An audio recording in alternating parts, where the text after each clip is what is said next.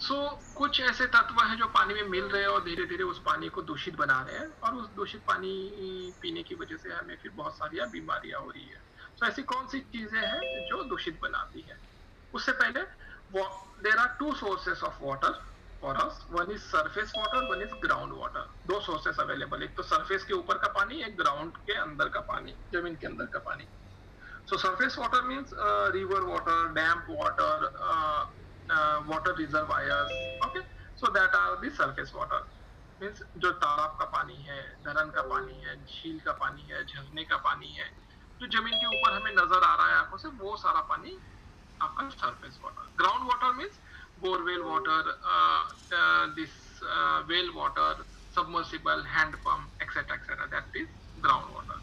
So ground water कौन सा? Hand pump का पानी, कुएं का पानी, बोरवेल का पानी, सबमर्सिबल का पानी, जो हम जमीन के अंदर से निकालते हैं। जो टीडीएस का परसेंटेज होता है वो जमीन के पानी में ज्यादा होता है, क्योंकि वो सारे मिनरल्स जमीन में घुले होते हैं। और सरफेस वाटर जो होता है, नदी का, नाले का, तालाब का पानी, उसके बाद आपका धरन का पानी, डैम का पानी, टीडीएस वहां पे कम होता है, बिकॉज कि वहां पे केमिकल ज्यादा घुले हुए नहीं होते, इसलिए वहां पे टीडीएस कम होता है। तो जो गवर्नमेंट सप्लाई होता है पानी का, जनरली मुंबई में है तो बीएमसी या ठाणे म्यूनिसिपल कॉर्पोरेशन या न्यू मुंबई कॉर्पोरेशन या बैंगलोर या कोई भी सिटी में जो गवर्नमेंट सप्लाई करती है, वो सरफेस वाटर सप्लाई करती है, इसलिए सरफेस वाटर का जो टीडीएस होता है वो कम होता है। Clear? Okay. Then what are the impurities? So these are three impurities which can be entered to the water, and that water becoming a polluted water. So first one is the physical impurity. Physical impurity are those impurity which can be seen by our naked eyes. Physical impurity उस impurity को कहते हैं जो हमारे आंखों से हम देख सकते हैं। फॉर एग्जाम्पल, अगर हमने एक गिलास पानी लिया, उसमें अगर ब्लैक पार्टिकल्स या कुछ नजर आ रहा है, हमें कुछ पार्टिकल नजर आ रहे हैं, धूल मिट्टी नजर आ रही है, तो वो सारी फिजिकल इम्प्योरिटी है। ओके, फिजिकल इम्प्योरिटी में क्या क्या आता है? डस्ट पार्टिकल, धूल मिट्टी के कण, डर्ट पार्टिकल्स, मड, कीचड़, रस्ट, लोहे का जंगा हुआ पार्ट, सस्पेंडेड पार्टिकल्स, अगर कुआ है, कुएं के बगल में पेड़ है, सो उसके पत्ते, टंकिया, फूल, ये सारी चीजें, ठीक है, रेत, ये सारी चीजें फिजिकल इम्प्योरिटीज में आती है। Physical impurities are not that much harmful because we can see that physical impurity and we can throw that water, or we can उसको हम छान सकते हैं, ठीक है, we can filter out that physical impurity. Okay, so that's why physical impurity इतना ज्यादा harmful नहीं है। सेकंड है केमिकल इम्प्योरिटी। केमिकल इम्प्योरिटी बहुत ज्यादा हार्मफुल है। दो तरह के केमिकल्स होते हैं, एक ऑर्गेनिक केमिकल्स एंड दूसरा inorganic chemicals. Organic chemicals are those chemicals which is having some smell or color. Inorganic chemical doesn't have any smell. Okay. Organic chemical जिसका कलर या स्मेल होगा उसे हम ऑर्गेनिक केमिकल कहते हैं। ऑर्गेनिक केमिकल में क्या क्या आता है? पेस्टिसाइड, वीओसीज, कलर, स्मेल, ये सारी चीजें ऑर्गेनिक केमिकल्स में आते हैं। इनऑर्गेनिक केमिकल्स में आते हैं hardness, heavy metals, excess minerals, etcetera etcetera. So what is hardness? We are calling my water is too hard or somewhat salty. So hardness is because of excess calcium and magnesium. Carbonates of calcium and carbonates of magnesium, or bicarbonates of calcium and carbonate. If it is present excess amount in water, water become a hard water. So the calcium, but if you think that calcium and magnesium is the essential minerals for us, yes, absolutely you are right. Calcium और magnesium हमारे body के लिए बहुत जरूरी है, bones के लिए, हड्डियों को स्ट्रॉन्ग करने के लिए, मसल्स को स्ट्रॉन्ग करने के लिए calcium and magnesium are very important. But एक लिमिट में जरूरी होता है, अगर उससे ज्यादा है, if it is more than that limit, then it is harmful and that water will become a hard water. Hard water अगर हम ड्रिंक कर रहे हैं तो मे बी हमें किडनी स्टोन, पथरी जिसे कहते हैं, किडनी स्टोन का प्रॉब्लम हो सकता है, ब्लैडर स्टोन का प्रॉब्लम हो सकता है। Okay, because of hard water. Heavy metals क्या है? Heavy metals lead, mercury, arsenic, cadmium, chromium, iron, these are all heavy metals. Heavy metals are called as a slow poison. If we drink that heavy metal or pesticide or VOC's water, then we may suffer with a cancer or brain or if the pregnant lady is drinking same water, then might be miscarriage or abnormal pregnancy may happen. Okay, so that is the heavy metal and pesticide drawbacks okay if we if अगर pesticide और heavy metals पानी में है तो इसकी वजह से ये बीमारियां होंगी देन एक्सेस मिनरल्स यानी बाकी सारे के सारे केमिकल्स बट वो ज्यादा अमाउंट में रहेंगे तो वो भी हमारे लिए हार्मफुल है that excess minerals is also harmful each and everything we required in a limit if it is excess or more than that limit then it is definitely harmful for us third impurity is the microbiological impurity means germs okay these are the living virus these are all living organisms okay and these are very very harmful because they are multiplying means one bacteria can become 2 become 4 8 then 16 so within a 2-3 days it become a millions of bacteria or millions of viruses it can multiply okay and that's why it is very harmful according to WHO 80% of diseases are waterborne diseases WHO के मुताबिक जितनी दुनिया में बीमारियां हैं उसमें से 80% बीमारियां दूषित पानी पीने की वजह से होती है ठीक है ये कुछ 65 केमिकल कंटेमिनेंट्स और माइक्रोबायोलॉजिकल कंटेमिनेंट्स हैं टोटल कंटेमिनेंट्स हैं जो पानी में प्रेजेंट होते हैं यही इसमें से जितने भी केमिकल्स हैं इन सब केमिकल का एडिशन को हम कहते हैं TDS total dissolved solids okay so what is total dissolved solid is addition of these all chemicals plus equal to TDS for example if in at any place the TDS is 1500 so what is 1500 means these all chemicals are included in that okay so for example alkalinity chloride fluoride calcium magnesium okay then zinc heavy metals pesticide plus equal to 1500 so that is the TDS so TDS is total dissolved solids and it includes all chemical addition of the all chemicals so hope so आपको समझ में आया TDS क्या है सारे chemicals मिला करके TDS बनता है so ये surface water कैसे दूषित होता है surface water दूषित होता है खेती में हम पेस्टिसाइड यूज करते हैं we are using pesticides fertilisers in farming industries में बहुत सारे केमिकल इंडस्ट्रीज से छोड़े जाते हैं so, घरों में से भी बहुत सारा पानी छोड़ा जाता है so from our homes or from industries there are so many chemicals releasing into the small drainage system and that drainage system is mixing to the river or dam or धरण में या किसी तालाब में या नदी में छोड़ा जाता है और इसी वजह से ये सरफेस वाटर दूषित हो रहा है एंड सेम वाटर वही सरफेस वाटर आपका म्युनिसिपल कॉर्पोरेशन या गवर्नमेंट उसको ट्रीट करती है और आपको फिर से सप्लाई करती है और आपके घर पे जो सुबह पानी आता है वही कंटेमिनेटेड वाटर जो आपकी खेती से निकला हुआ है जो आपकी इंडस्ट्री से निकला हुआ है जो आपके घरों से निकला हुआ है सो प्यूरिफिकेशन कहाँ चाहिए आपको प्यूरिफिकेशन चाहिए एंड पॉइंट पे आपके घर पे वाटर प्यूरिफायर कहाँ चाहिए आपके घर पे so that whatever water you are getting from government or from ground water so you can treat that water okay and you can drink that pure and safe water so क्या करना चाहिए so there are some traditional methods okay our ancestors was using this methods our father or forefather grandfather was using so first one is the boiling so when means we were in our childhood that time if someone was ill in our home so we visited doctor and doctor always recommended please drink boiled water okay so drinking of boiled water is really good but it will not take care for all impurities we have 3 kinds of impurities one is physical second chemical third one is microbiological अगर हम 20 minute पानी को अच्छे से उबालते हैं 20 minute तक के तो सारे के सारे माइक्रो ऑर्गेनिज्म उसमें से डिस्ट्रॉय हो सकते हैं all microorganism can be destroyed if we boil 20 minutes that water but what is the drawback it will not remove chemical impurity it will not remove physical impurity not remove pesticides not remove heavy metals okay then second drawback it will take time 20 minutes for boiling then 1 hour for cooling then taste of the water is not that much good आपके boiled water का test फीका फीका होता है उतना अच्छा नहीं होता बिकॉज डिजॉल्व ऑक्सीजन वहां से उड़ जाता है ओके, इवेपोरेट हो जाता है इसकी वजह से। सो बॉइलिंग भी 100% बेटर मेथड नहीं है। सेकंड है normal candle filter.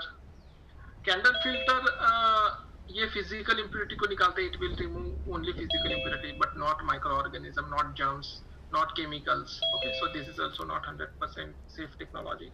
Third one is the sieves or small filaments or small filters, okay, which can we can place on the tap.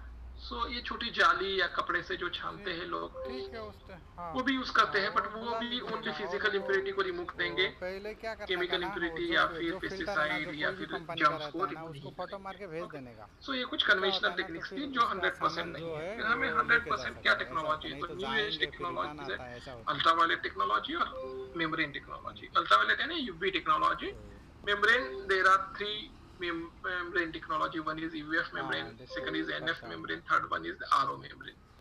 UF membrane हम अपने सारे प्रोडक्ट्स में यूज करते हैं, मोस्ट ऑफ द प्रोडक्ट में use करते हैं, RO plus UV plus UF products में। UF membrane का फुल फॉर्म है अल्ट्रा फिल्ट्रेशन मेम्ब्रेन। इसका पोर साइज होता है 0.01 micron. Pore size of that UF membrane is 0.01 micron. UF membrane will remove fine particles, physical impurities if it is remain, and then bacteria, okay, and protozoas. It will not remove virus because the pore size of membrane is same as virus. Virus pore size is also 0.01. UF membrane pore size also 0.01. Okay.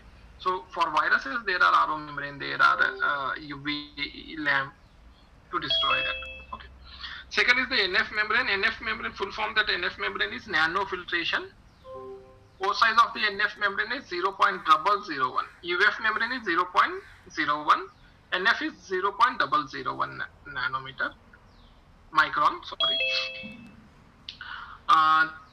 This NF membrane will remove up to 60% of TDS. Okay, it will also waste 40% of 60% of water. 40% will be the recovery with the NF membrane. UF membrane will not remove any TDS. It will not waste also water.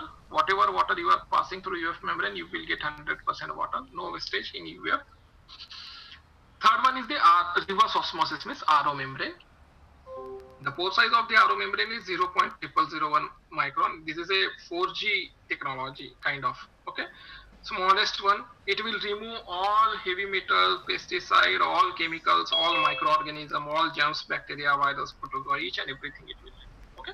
So we'll go for UV technology one by one then. Okay, what is UV?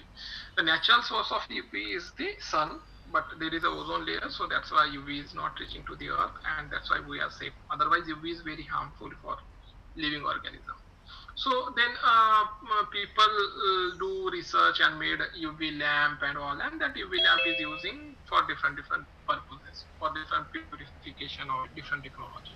So this UV rays, what it does, it will penetrate through the cell wall, and then go penetrate to the nucleic acid, DNA or RNA, and break that hydrogen bonding from DNA and RNA. And that's why that microorganism will destroy. UV light क्या करता है, UV की किरणें होती है, वो bacteria, virus, protozoa के अंदर जाती है, जो डीएनए और आरएनए है उसको ब्रेक करती है, और उसकी वजह से उसका फिर से रीग्रोथ नहीं होता है, वो डिस्ट्रॉय हो जाता है, वो जर्म्स डिस्ट्रॉय हो जाता है। यूवी का कोई साइड इफेक्ट नहीं है, ये फिजिकल ट्रीटमेंट है, इसका कोई साइड इफेक्ट नहीं है। ओके, ना टीडीएस कम होता है यूवी की वजह से, ना पानी वेस्टेज होता है, ना कोई स्मेल आता है, ये सेफेस्ट मेथड है यूवी। यूवी के साथ फिर यूवी तो माइक्रो ऑर्गेनिज्म को रिमूव करता है, देन फिजिकल और केमिकल को भी रिमूव करना होता है, इसलिए यूवी प्रोडक्ट में यूवी के साथ सेडिमेंट और कार्बन फिल्टर भी होता है साथ में। सेडिमेंट फिल्टर आपका फिजिकल इम्प्योरिटी को रिमूव करने के लिए, कार्बन फिल्टर आपका VOCs और पेस्टिसाइड, कलर, स्मेल को रिमूव करने के लिए। ओके, किससे वाटर प्यूरिफायर में, either it is RO water purifier, either it is UV purifier, this two stages will be common. First two stages, one is sediment filter, second is the carbon filter. These are the common filters in either UV, either RO, either RO plus UV, any kind of water purifier. Got it? So ये है आपका basic treatment train UV product का, ये actually नस का है। सो यहाँ पे स्टेनलेस स्टील प्री फिल्टर है जो फिजिकल इम्प्यूरिटी को रिमूव करने के लिए, बड़े बड़े फिजिकल इम्प्यूरिटीज को। देन पानी जाता है सेडिमेंट फिल्टर में। सेडिमेंट फिल्टर में आपका फाइन जो पार्टिकल्स है वो सारे के सारे निकल जाते हैं। 5 माइक्रोन का साइज होता है इसका। ये पॉलीप्रोपिलीन से बना होता है। The sediment filter is made up of non-woven polypropylene yarn. Okay, the pore size of the sediment filter is 5 micron. Then water goes to the carbon filter. Carbon filter, the function of carbon filter is adsorption of pesticide, color, smell, VOCs, if any, in the water. Okay, how this carbon filter is made up of? So we are taking coconut shells. And why only coconut shell? Because it is one of the purest shell or purest wood. In other wood there are impurities, but coconut shell is having a 98% purity. Okay, that's why we are taking that coconut shell, and we are burning that coconut shell without oxygen in the vacuum up to 1200 to 1500 degrees Celsius, and then it become a carbon. Then after that we are passing through the steam and adding charcoal, that becomes activated carbon, and that activated carbon then absorbs smell, color, VOCs and pesticides. Okay, Hindi में बता देता हूँ। जो carbon होता है हम coconut shell से बनाते हैं। कोकोनट शेल यानी नारियल का जो कड़क पार्ट होता है, ठीक है। क्यों नारियल का पार्ट? क्योंकि वो प्यूरेस्ट फॉर्म होता है, कॉस्टली भी होता है, बट फिर भी हम वो लेते हैं। उसको 1200 से 1500 डिग्री सेल्सियस पे जलाया जाता है बिना ऑक्सीजन के। अगर ऑक्सीजन के साथ जलाएंगे तो वो राख बन जाएगा, हमें कार्बन बनाना है, तो बिना ऑक्सीजन को उसको जलाया जाता है, उससे हम कार्बन बनता है। फिर उसमें से वेपर्स जो भाप होती है, पानी की भाप, वो पास करते हैं और चारकोल में लाते हैं, तो वो एक्टिवेटेड कार्बन बनता है। और वो एक्टिवेटेड कार्बन फिर ब्लॉक के फॉर्म में या फिर ग्रैन्यूल के फॉर्म में उसको बनाते हैं। और वो एक्टिवेटेड कार्बन का क्या काम करता है? वो स्मेल या कलर या फिर पेस्टिसाइड या VOCs अगर पानी में तो उसको एब्जॉर्ब कर लेता है, ठीक है, सोख लेता है। उसके बाद पानी पास होता है माइक्रो ट्रैप फिल्टर। अगर कुछ फाइन पार्टिकल बच जाते हैं तो यहाँ से निकल जाएंगे। देन पानी पास होता है यूवी लैम्प से। 8 वाट का यूवी लैम्प है इस प्रोडक्ट में, मैग्नस में 2 लीटर। आगे मैग्नस बताऊंगा तब सारा डिटेल बताऊंगा ही। और फिर पानी प्यूरिफाइड होकर के बाहर आता है। यह है बेसिक यूवी का ट्रीटमेंट है। देन आरओ टेक्नोलॉजी, ऑलरेडी बता ही चुका हूं मैं। आरओ टेक्नोलॉजी, आरओ का फुल फॉर्म है रिवर्स ऑस्मोसिस। ओके, सो आरओ क्या करता है बेसिकली? ऑस्मोसिस क्या है फर्स्ट हम वो देखते हैं। ऑस्मोसिस है कि अगर आपने किशमिश लिया और एक गिलास पानी में डाला, किशमिश सूखा हुआ होता है, अंगूर पानी में डाला, तो धीरे धीरे क्या होगा, कुछ 10-15-20 मिनट में वो ग्लास में का पानी किशमिश में चला जाएगा और किशमिश अंगूर की तरह फूल जाएगा। क्यों ऐसा हुआ? क्योंकि ऑस्मोसिस फिनोमिना हुआ नेचुरली, और अंगूर में पानी कम था और ग्लास में पानी ज्यादा था, इसलिए ज्यादा पानी की तरफ से कम पानी की तरफ पानी जो है सॉल्वेंट वो ट्रांसफर हुआ थ्रू अंगूर के सेमी परमेबल मेम्ब्रेन। वो जो उसका ऊपर का लेयर है, परत है किशमिश की, वो as a semi permeable membrane काम किया और पानी ग्लास में से अंगूर में चला गया। इसमें आपको किसी इलेक्ट्रिसिटी की जरूरत नहीं पड़ी, किसी बिजली की जरूरत नहीं पड़ी, किसी फोर्स की जरूरत नहीं पड़ी। बट अगर आप अंगूर में उस किशमिश में से जो पानी भर गया है उसमें से बाहर निकालना है पानी, तो हमें क्या करना पड़ेगा? उंगली में लेके प्रेस करना पड़ेगा, उसको दबाना पड़ेगा, तब जाके धीरे धीरे पानी निकलेगा। तो प्रेस करने के लिए हम प्रेशर लगा रहे हैं। सेम उसे कहते हैं रिवर्स ऑस्मोसिस। सेम हमारे वाटर प्यूरिफायर में होता है, पंप होता है, वहां पे पंप से प्रेशराइज करते हैं और वो रिवर्स ऑस्मोसिस से वहां पे मेम्ब्रेन होता है, ऐसे सेमी परमेबल मेम्ब्रेन, उससे सारे केमिकल्स रिमूव होते हैं इस तरह से, और ओनली पानी आपका बाहर निकलता है। So what is, English में समझा देता हूँ, what is osmosis and reverse osmosis? So I will explain first osmosis. If we took resin, kishmish, and put it in the glass of water, then after some time that water from glass, that water is transferred to the resin, kishmish, automatically. This phenomena is called as osmosis. It is a natural phenomena.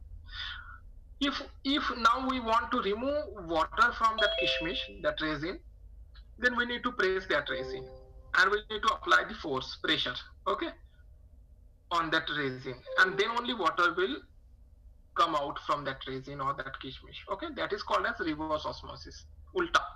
So for reverse osmosis, we required some energy, we required some pressure or force. Okay, so that's why in our water purifier, RO water purifier, there is a booster pump. That booster pump will apply the pressure. Okay, and with the help of that pressure, this water is purifying, and that all impurities is going through the reject water, and purified water is going through the separate line. Got it? That is the reverse osmosis. There are different membranes for reverse osmosis. So right now in the market there are 30% recovery membrane, but we are launching in this month one high recovery membrane that will give a 60% recovery, more than 60% of recovery. So tomorrow I am taking that training. So you are all leaders, आपके सारे के सारे leaders आपको वो explain कर देंगे कल कि 60 high recovery water purifier क्या है. So first high recovery water purifier हम एलेनोर और आइकोनिया और आइकोनिया और ओपोलस में लॉन्च कर रहे हैं हाई रिकवरी प्रोडक्ट. वो सेपरेट प्रोडक्ट रहेगा, डिफरेंट वेरिएंट रहेगा. ठीक है, सो वो आप कस्टमर को बता दीजिए. आपके सर्विस के लिए भी जब आप एएमसी के लिए जाओगे और सर्विसिंग करने जाओगे तब भी आप ये हाई रिकवरी मेम्ब्रेन उसके साथ एक एफआरटी डिफरेंट एफटी रहेगा और हाई रिकवरी मेम्ब्रेन लगा सकते हो. पंप या बाकी चीजें चेंज करने का जरूरत नहीं है. अगर आपका जीनिया या एलेनोर या फिर डिफरेंट मॉडल्स है. फिलहाल ये मेम्ब्रेन स्टेला में नहीं लग पाएगा. स्टेला के लिए दूसरा मेम्ब्रेन बना रहे हैं, वो प्रोसेस में है.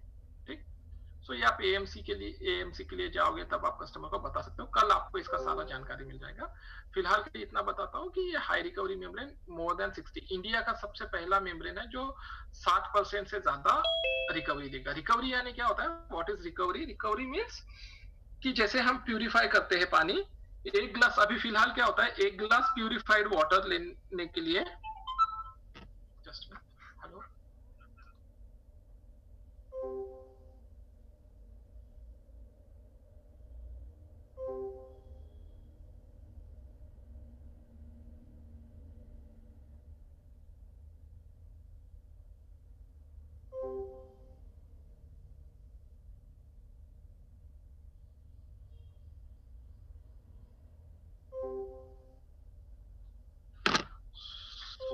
वो हाई रिकवरी मेम्ब्रेन लगा सकते हैं. कल मैं इसके लिए डिटेल ट्रेनिंग लेने वाला हूँ, तो कल आपको मैक्सिमम आपको इसका नॉलेज मिल जाएगा.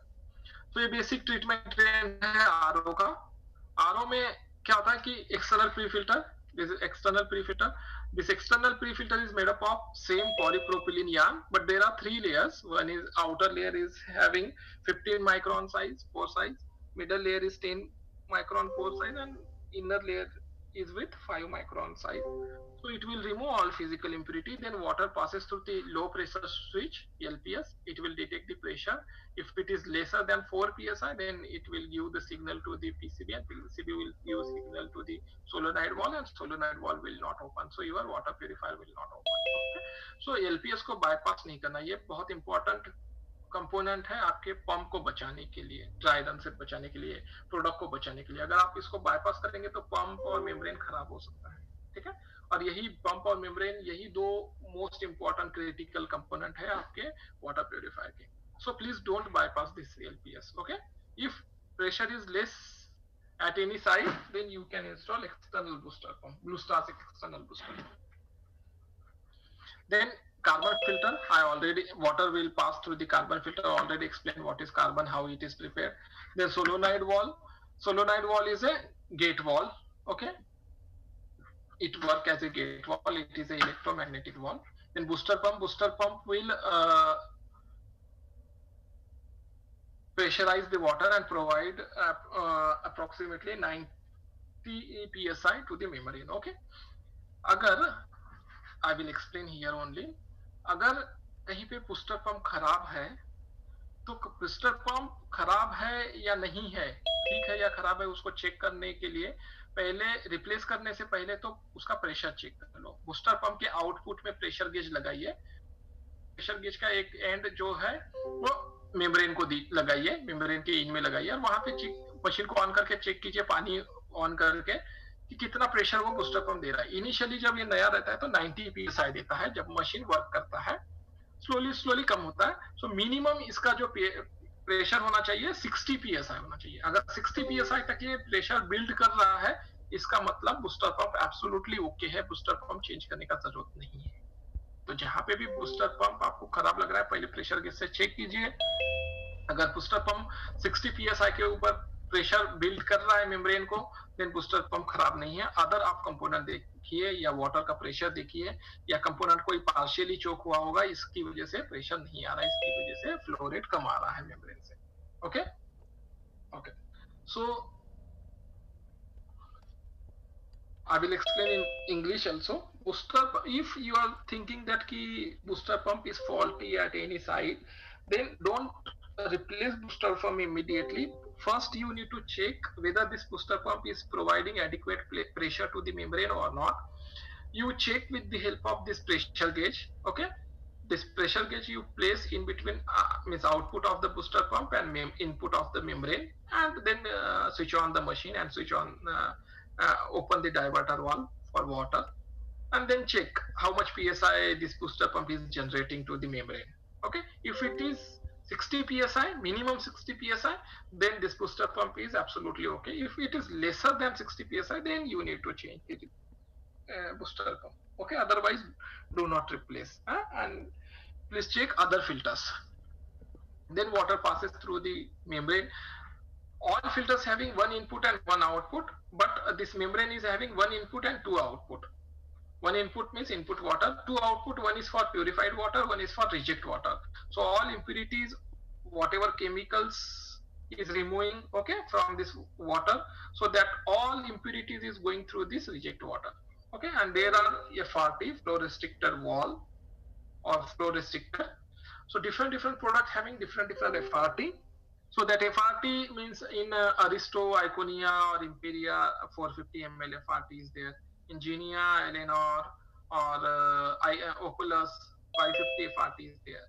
So these are the different specification of FRT. 450 means 450 ml per minute. 550 means 550 ml per minute. So don't change this FRT specification.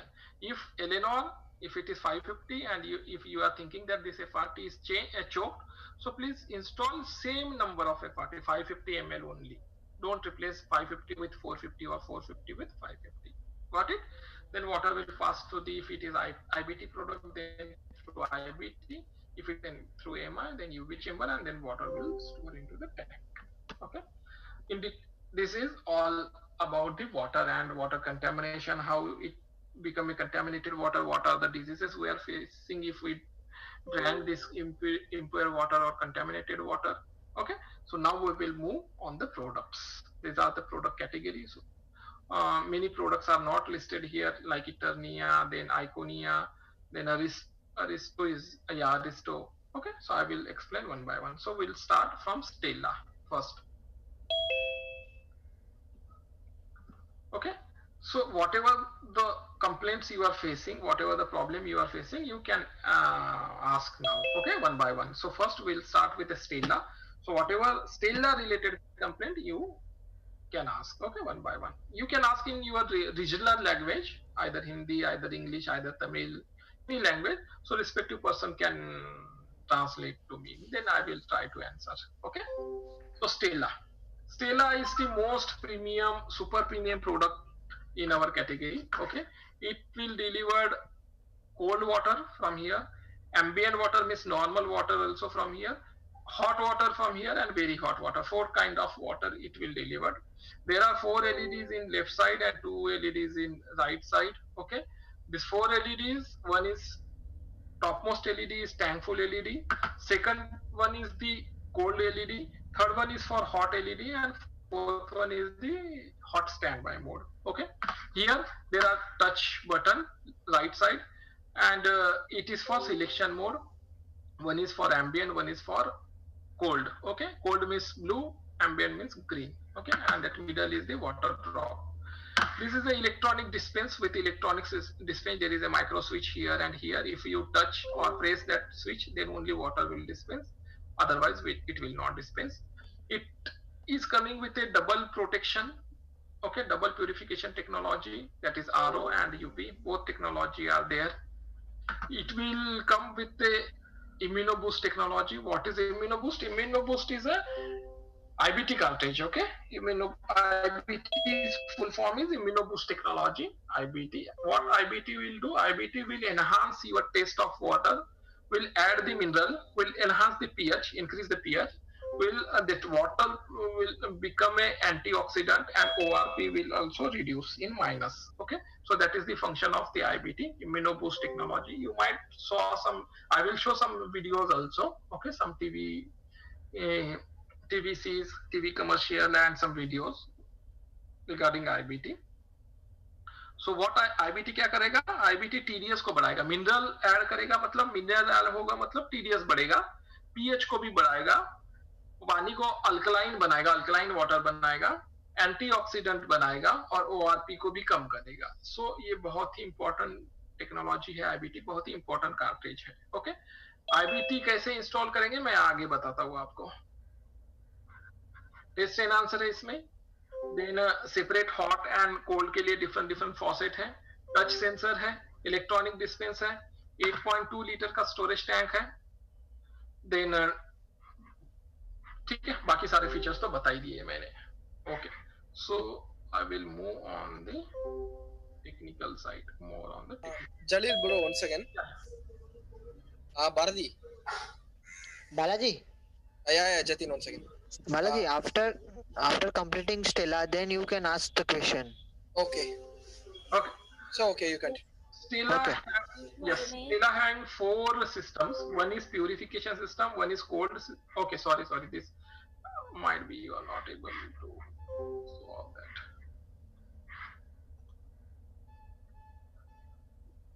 आप लोगों को स्क्रीन दिख रहा है ना? Yes, sir. Yeah, okay.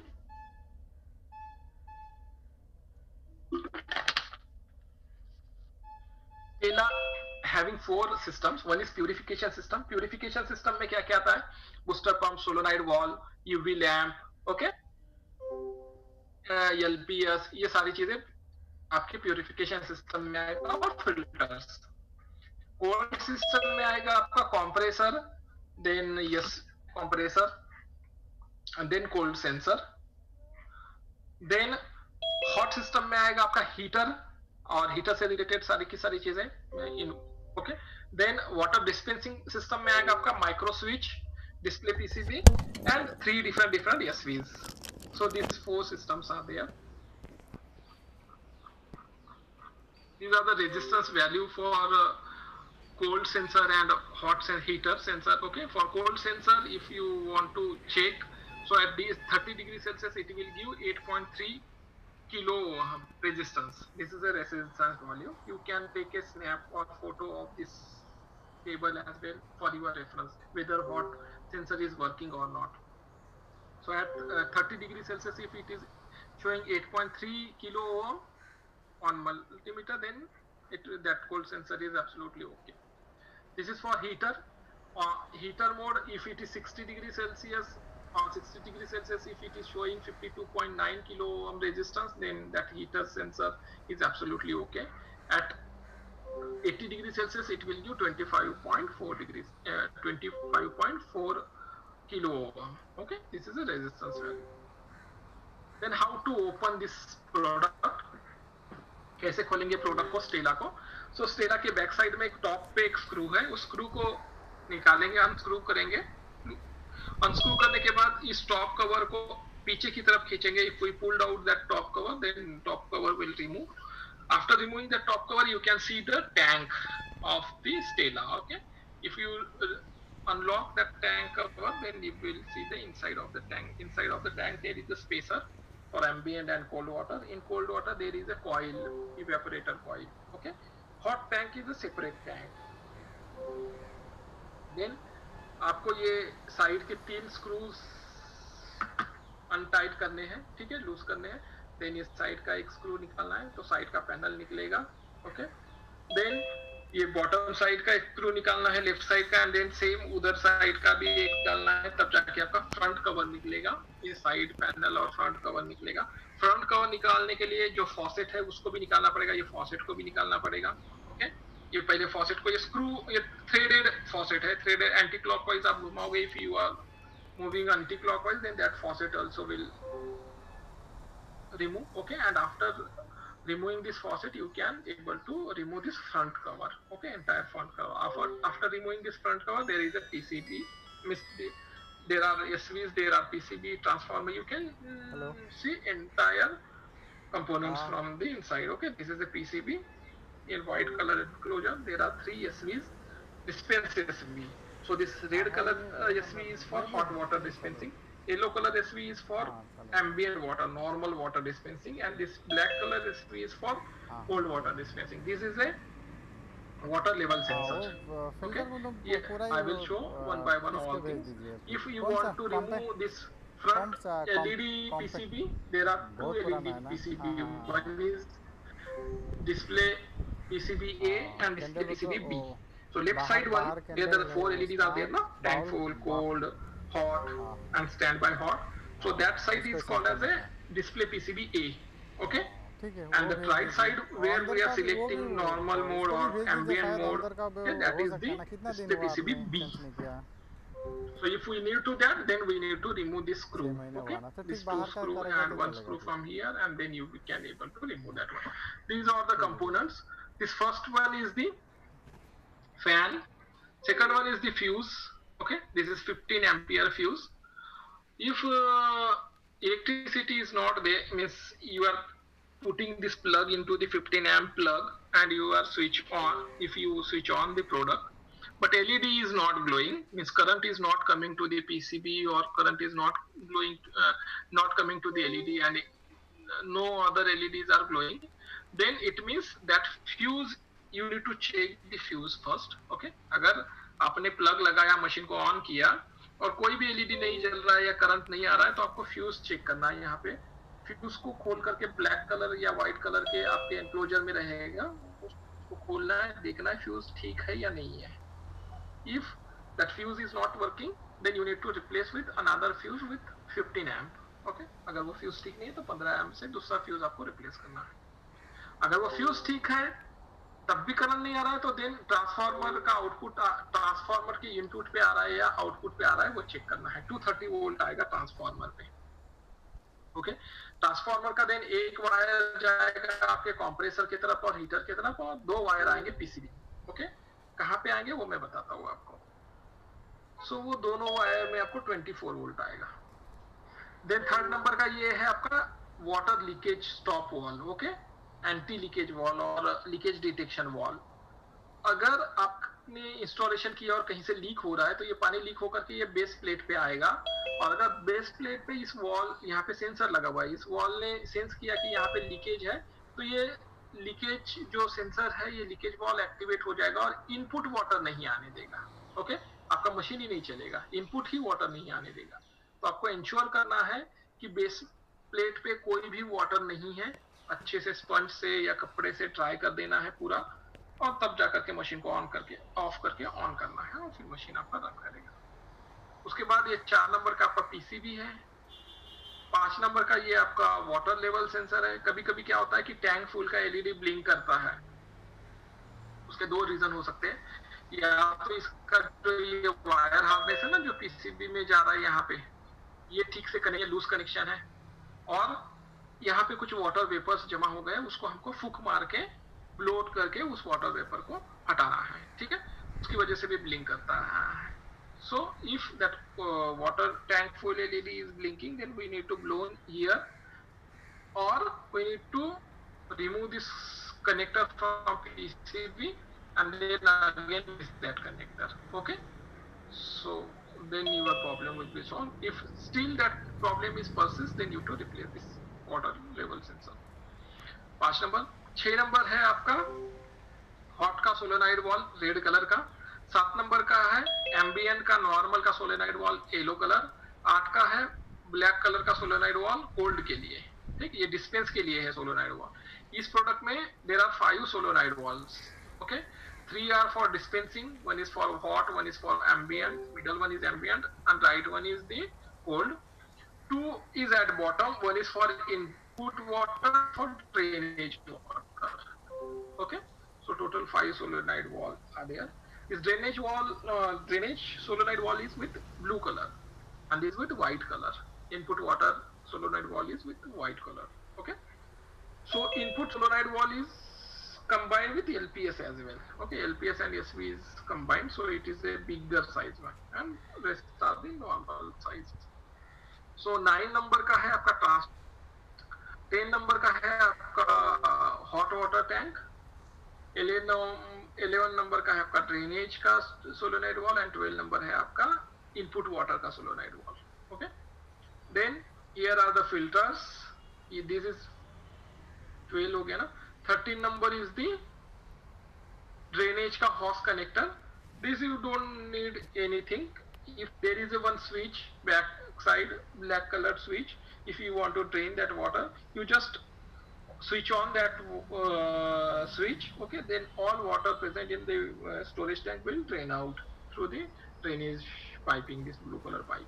Okay, so 14 number is a booster pump.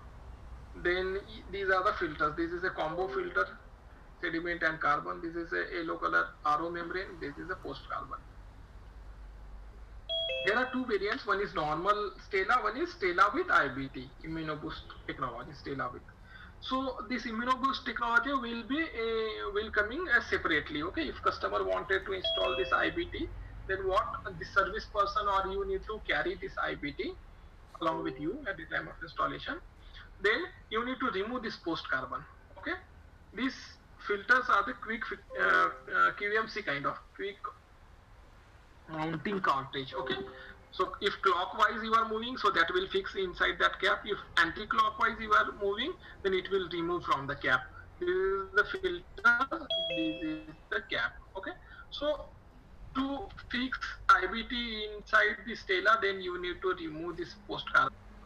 Move anti clockwise घुमाना है आपको, उल्टी तरफ घुमाना है तो ये कार्ट्रिज बाहर आ जाएगा.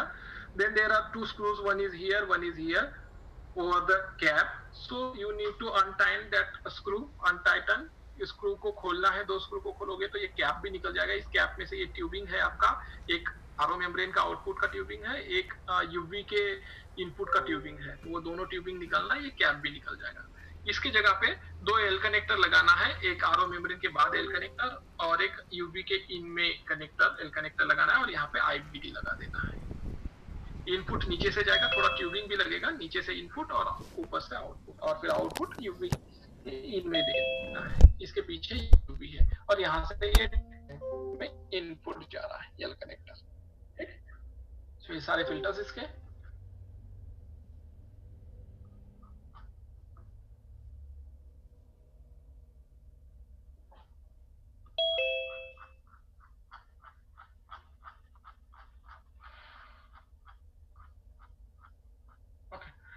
देन अगर डिफेक्टिव प्रॉब्लम है तो डिफेक्टिव क्या क्या डिफेक्ट हो सकता है वो पहले बताता. तो मैंने एलईडीज का या करंट का, लाइट का बता ही दिया है कि अगर लाइट नहीं आ रही है या करंट नहीं आ रहा है मशीन में या एलईडी ग्लो नहीं हो रहे तो फ्यूज चेक करना है. फ्यूज ठीक रहा तो वायर हार्नेस चेक करना है, वायर हार्नेस चेक ठीक रहा तो ट्रांसफार्मर चेक करना है. ठीक, और ट्रांसफार्मर ठीक रहा तो पीसीबी चेक करना है. ये सारी चीजें. This is the fuse, 15 amp fuse. Okay,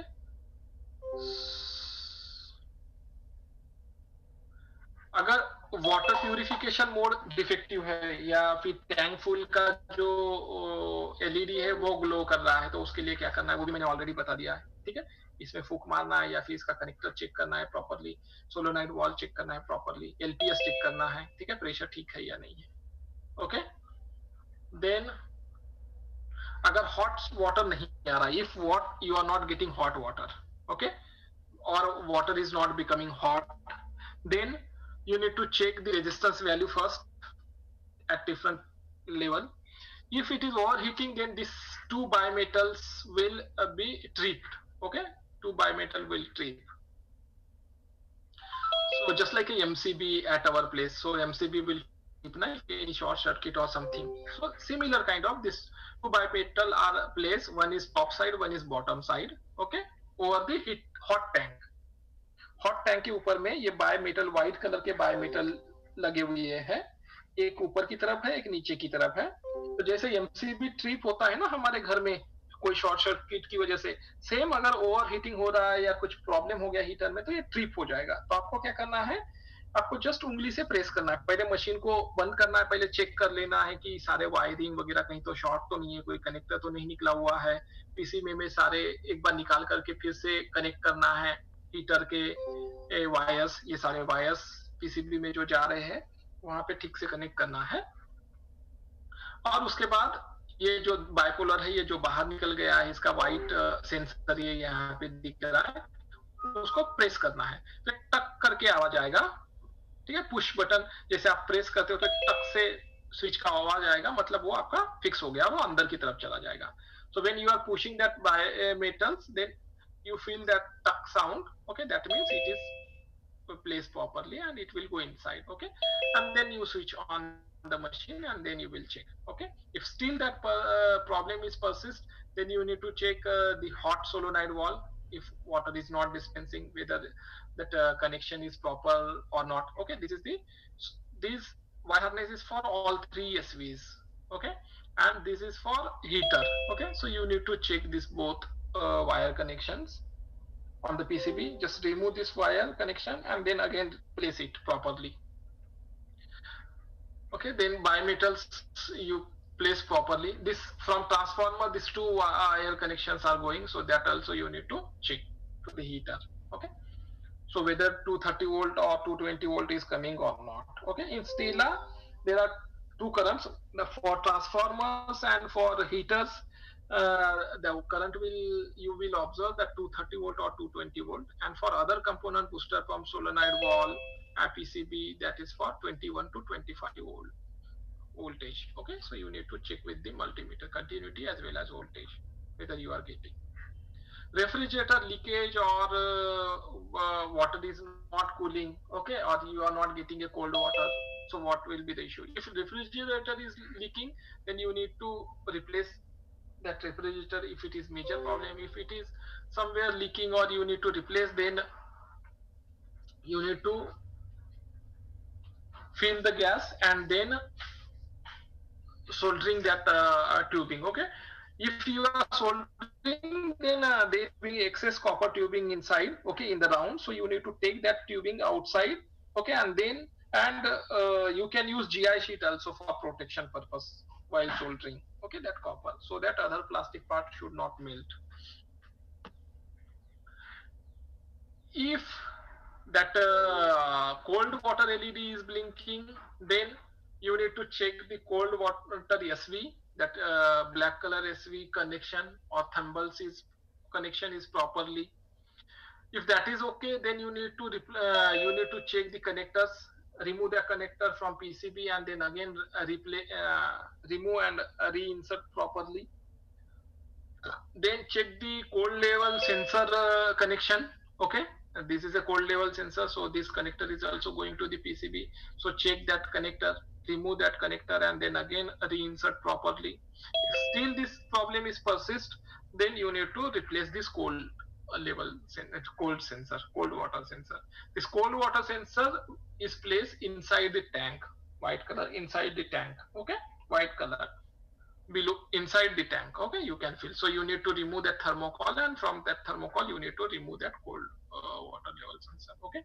If PCB is defective, then you need to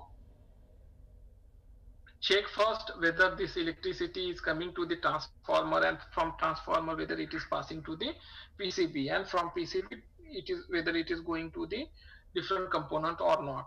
If it is not giving, then PCB you need to remove this front panel and you need to replace the PCB. Repair is not possible, okay. These are the connections for all PCB, okay. So these I already explained, so these are all about this is okay. If front panel left side LEDs are not glowing, machine is working okay, water is dispensing, but left side LED PCB is not working, or LEDs are not glowing, no other LEDs glowing, that means this PCBA, display PCBA is faulty and you need to replace, or first you need to check whether this connection is properly or not. If this connection is loose, then also it will not glow, okay. So you need to check this connection, and this connection will go to the main PCB, so that connection also you need to check wire harness, whether and you need to check the continuity of that wire harness also, whether it is coming or not. Okay, if it is faulty, still that problem is persist, then you need to replace this display PCB A. This is display PCB B, selection mode type small PCB. If this is not, this touch panel is not working or something is faulty, then you need to first check this wire harness from here and from main PCB. आपको ये पहले check करना पड़ेगा इस display PCB से, और फिर main PCB से कनेक्शन निकालना है, फिर से रीसेट करना है प्रॉपरली. अगर फिर भी प्रॉब्लम नहीं रिजॉल्व हुआ तो फिर देन उसके बाद आपको इसको रिप्लेस करना पड़ेगा. ये डिस्प्ले पीसीबी बी है, राइट साइड का बी है और लेफ्ट साइड का ए है. ठीक, ओके. सो ये सारा स्टेला के बारे में मैंने समझा दिया. अब आप आपके क्वेश्चंस पूछ सकते हैं. You can ask your questions regarding Stella. Okay, आप वन बाय वन लिख सकते हो यहाँ पे चैट बॉक्स में. आपके रीजनल लैंग्वेज में लिखिए, सो रिस्पेक्टिव पर्सन उसको पढ़कर मुझे बताएगा और मैं आपको एक्सप्लेन करूंगा.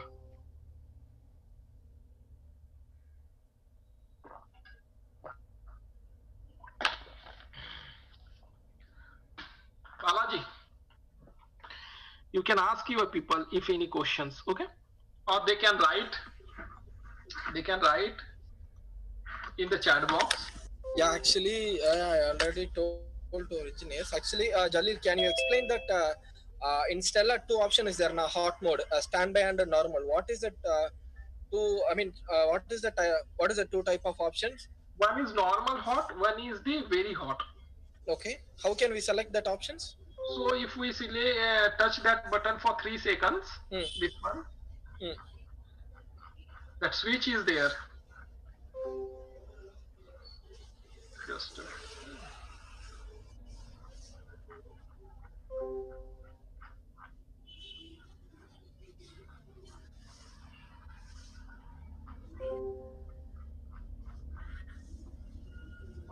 the switch is there.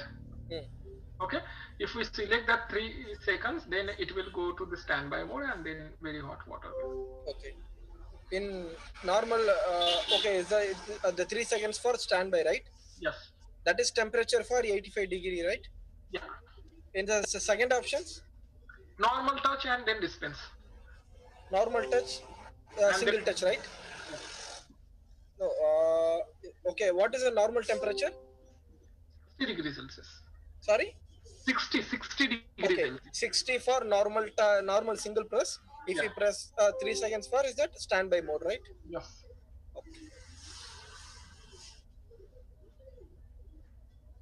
Okay, you continue, Jalil. Yes, Stella is completed. You can ask your questions. आप लोग questions पूछ सकते हो Stella के regarding. Okay. Okay, 1 second, Jalil. Yeah, I will ask. Okay, Chennai technicians के யாருக்காவது Stella machine ல doubt இருந்துச்சுன்னா நீங்க chat box ல மெசேஜ் பண்ணுங்க இந்த மாதிரி என்ன டவுட்னு சொல்லிட்டு. ஏன்னா இப்ப Stella machine கம்ப்ளீட்டா முடிஞ்சிட்டு உங்களுக்கு ஏதாவது டிசைன்ல டவுட்டோ இல்ல ஏதாவது ஸ்பேர்ல அந்த பொருள்ல டவுட்டோ இல்ல எப்படி வர்க் பண்றதுன்னு என்ன டவுட்டோ இருந்துச்சுன்னா சாட்ல கொடுங்க, இல்லைன்னா மெசேஜ் அனுப்புங்க. இப்போ இமிடியேட்டா வாட்ஸ்அப்ல மெசேஜ் அனுப்புனீங்கன்னா நான் ஆக்சுவலா டவுட் கேட்டு சொல்லலாம். ஓகே, ஏன்னா இப்போ நெக்ஸ்ட் அவங்க அடுத்த ப்ராடக்ட் போலதான் இருக்காங்க, உங்களால அன்மியூட் பண்ண முடியாது இதுல. ஸோ நீங்க சாட்ல தான் பண்ணி ஆகணும், மெசேஜ் தான் போட்டு ஆகணும் என்ன டவுட் இருக்கோ. Balaji. Yeah, Raghu. Actually, they can also put up their hands. They can raise hands in this. Okay. Okay. At the chat also, na, they can raise their hands. So what we can do, we can unmute them and they can speak. Okay. If where they is can that hand speak option? in Hindi or English, na, if possible, you can understand if they speak in Tamil and you can explain what the doubt is. They can raise the hand over here, or at least you can get their doubts on the chat also. Please tell them if they can raise the hand, we can unmute them and they can talk. Hello.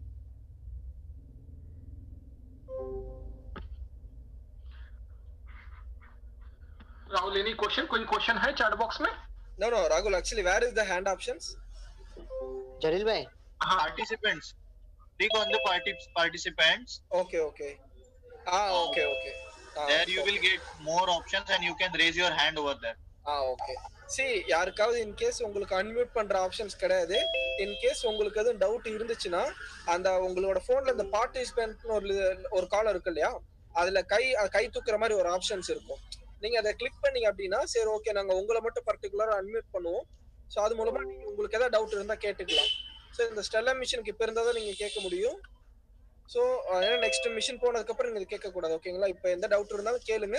உங்களுக்கு அந்த participant லிஸ்ட்ல அந்த hand options இருக்கும். அதை click பண்ணீங்கன்னா நாங்க அதை மட்டும் உங்களை மட்டும் அன்மியூட் பண்ணுவோம். ஓகேவா? இன் கேஸ் உங்களுக்கு ஷார்ட் பண்ண கஷ்டமா இருந்துச்சு நீங்க யூஸ் பண்ணிக்கலாம். राहुल meanwhile आपके चैट बॉक्स में कुछ क्वेश्चंस है, वो आप वन बाय वन पढ़िए तो मैं एक्सप्लेन करता हूँ. राहुल और Jatin all are raise hands. Hello Jalil भाई. हाँ एक क्वेश्चन है, facing a solenoid valve blocking issue. Okay स्टेला में okay solenoid valve blocking issue. So ये किसकी वजह से ब्लॉक हो रहा है? उसको अनम्यूट कीजिए ना, जो बंदा ने पूछा है ना क्वेश्चन, उसको अनम्यूट कीजिए. राहुल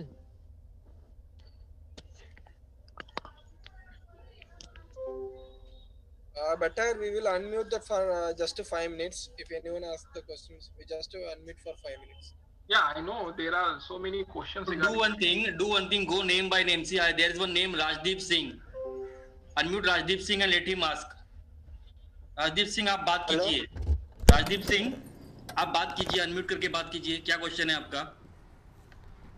आप अनम्यूट कीजिए पहले राजदीप सिंह आपका. ओके फाइन, राजदीप सिंह नहीं है. लहरी कौन है? लहरी गेस्ट. आप अनम्यूट करके बात कीजिए. Lahiri. Okay fine, is not there. Lower their hands if they are not asking any questions. Anil Kumar Aishwarya.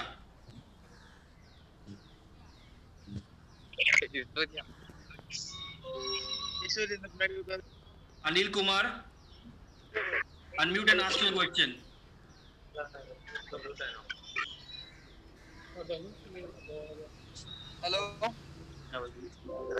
Hello Jalil sir. Hello बोलिए. जलील सर, जयेश बात कर रहा हूँ. हाँ जयेश बोलिए. एक्चुअली एक इशू ये आ रहा है स्टेला मशीन में. कल ही एक मशीन सेल आउट हुआ है. Actually the input TDS is around 160 and the output TDS is from Stella is around 5 to 8. Now customer want to increase the TDS. So which filter we can use for that to increase the TDS? Okay, we can use IBT in Stella. Okay. IBT लगाओ. तो आपको क्या करना पड़ेगा? मैंने बताया ना कि IBT यहाँ पे लगाना है. Post carbon instead of post carbon. Jayesh. Yes sir. डालना है आपको और इसकी जगह पे IBT लगाना है. तो सर उससे कितना डिफरेंस आएगा कि मतलब इतने अमाउंट तक TDS इंक्रीज होगा? 20 से ज्यादा बढ़ेगा. 20 से. अगर आपका 6-7 आ रहा है ना आउटपुट पे, यस 10 हो जाएगा. Okay Jalil bro. Yes sir, thank you sir. Jalil bhai, what is that minimum input pressure we need for Stella machine? For Stella we require minimum 7 PSI. 7 PSI. Yes. If it is lesser than 7 PSI, then you need to install an external booster pump. I will tell one thing in Stella. Okay. If there is any problem in Stella, so you can check step by step in Stella. Okay. Because Stella is the most critical and there are so many components. For example, water is not coming. Okay. SV. After SV, water is not coming. That means just wait up. Okay. Good morning. मैं एक meeting में हूँ actually, इसके service के training में हूँ. सो थोड़ी देर बाद कॉल करो. ये खत्म करने के बाद अलग ना कोई में केक लगा. Rahul, you track raised hand and unmute them one by one so they can ask and it can be resolved. ठीक है? Don't unmute everyone. जी बोलो. स्टेला में कंप्रेसर स्टार्ट नहीं होता है कभी-कभी. कोल्ड वाटर नहीं आ रहा है. हाँ कोल्ड. हेलो, आप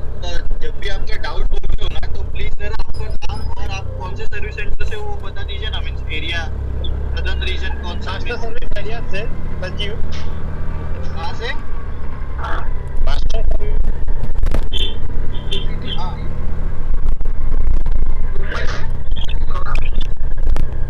हेलो मास्टर सर्विस कहाँ से मुंबई से नडियाद गुजरात से गुजरात। सो क्या नाम है आपका? संजीव सजीव। सो सजीव, बोलिए। या आपका कंप्रेसर चल ही नहीं रहा है या कभी कभी चल रहा है?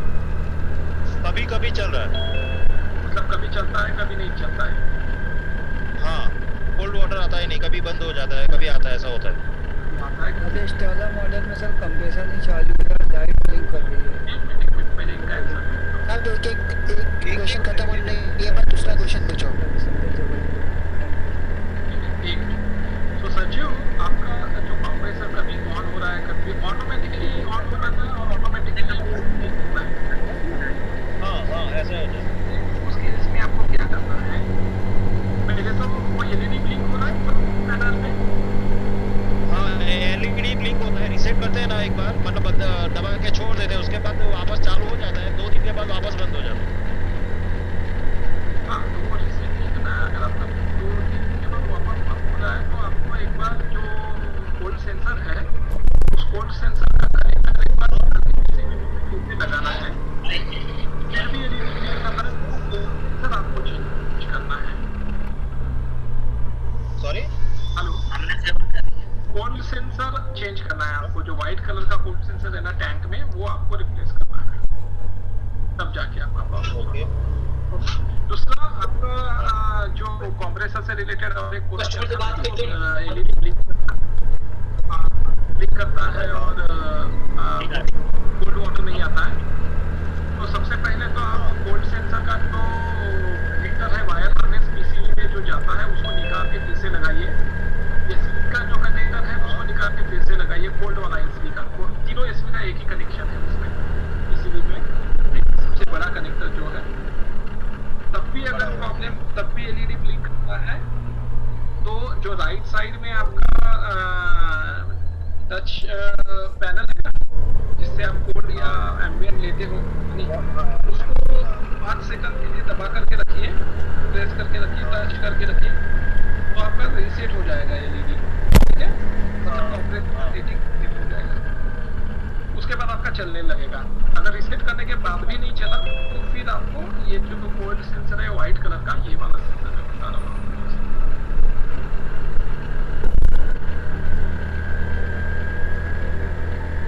ये वाला सेंसर आपको रिप्लेस करना पड़ेगा। दिख रहा है ना आपको स्क्रीन पे? ये replace करना पड़ेगा। तो आपका प्रॉब्लम सॉल्व हो गया। Okay, next question. कंप्रेसर से रिलेटेड जिन लोगों के क्वेश्चन है ना, मैं बता देता हूँ आपको। कंप्रेसर से रिलेटेड क्वेश्चन है तो सबसे पहले आपको चेक करना है एलईडी ब्लिंक करेगा, लेफ्ट साइड का कोड वाला एलईडी ब्लिंक करेगा। ठीक, तो उसमें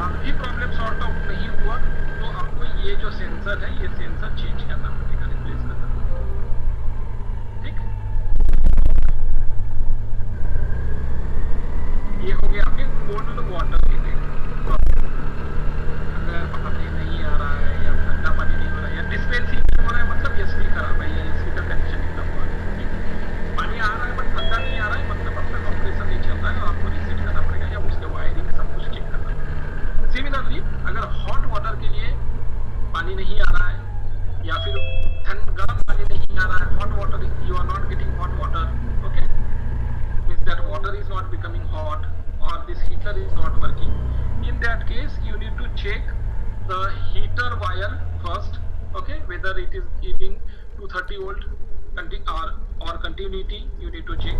Second, you need to check this red color SV connection from PCB, you remove and then reinsert properly, आप निकालिए और फिर से लगाइए. फिर भी अगर आपको गर्म पानी नहीं आ रहा है तो चेक कीजिए कि उसके जो बाइपोल है ना, बायमीटर वाले, ये वाला,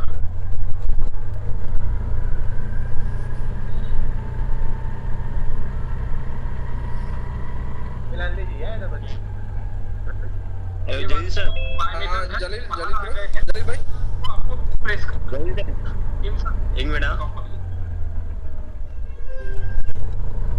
सर ये स्टेला मशीन है, उससे पानी नहीं आ रहा है. कोई भी पानी ना ठंडा आ रहा है, ना गर्म आ रहा है, ना एम्बिएंट आ रहा है.